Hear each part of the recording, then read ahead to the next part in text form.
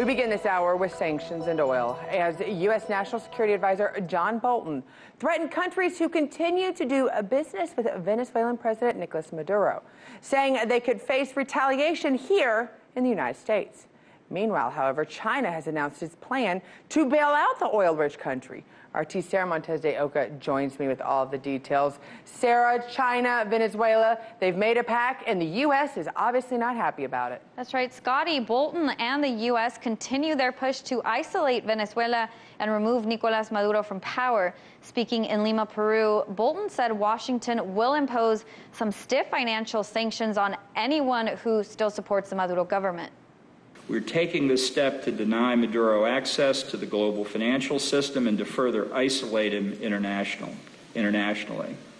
In addition, we are sending a signal to third parties that want to do business with the Maduro regime.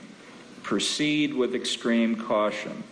There is no need to risk your business interest with the United States for the purposes of profiting from a corrupt and dying regime. We seek the peaceful transfer of power. But as President Trump has said from the beginning, all options are on the table. China, who is still a major buyer of Venezuela's oil, hit back. In an online statement, Chinese Foreign Ministry spokesperson said Bolton's comments are a wanton interference in Venezuela's internal affairs. China urges the U.S. to let the Venezuelan people decide their own future and immediately stop the bullying actions of suppressing other countries at every turn. On Tuesday, a delegation made up of about 60 countries held a meeting to discuss ending the Venezuelan crisis.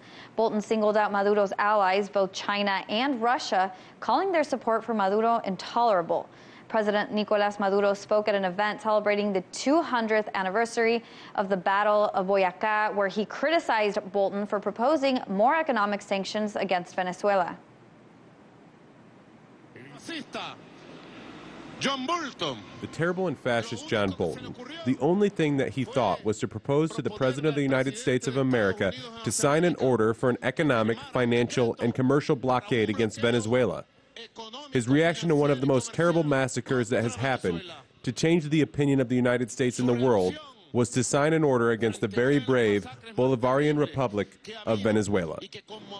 This comes as Chinese contractor Wisen Engineering Service Company agreed to carry out some urgent repairs from Venezuela's de-relificate refining network to ease some fuel shortages. The Shanghai-based chemical engineering and construction company, using China's Belt and Road Infrastructure Program, agreed to repair Venezuela's oil refineries in exchange for oil products, including diesel. According to sources familiar with the matter, the repairs will last from 6 months up to a year. This new deal highlights China's commitment to helping the oil-rich nation. Scottie, this could make it even harder for the U.S. economic blockade, despite its attempt to remove Maduro from power. And with China continuing to work with Venezuela, this could worsen the already high tensions between the U.S. and China, who are caught in an over a year-long trade war.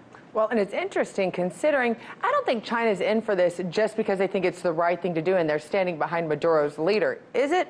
Well, China actually has invested a lot in Venezuela. They've been one of their main creditors, so they're really just trying to protect their assets and make sure that they get paid back. Well, it always comes down to protecting your own. Thank you so much, Sara, for following this.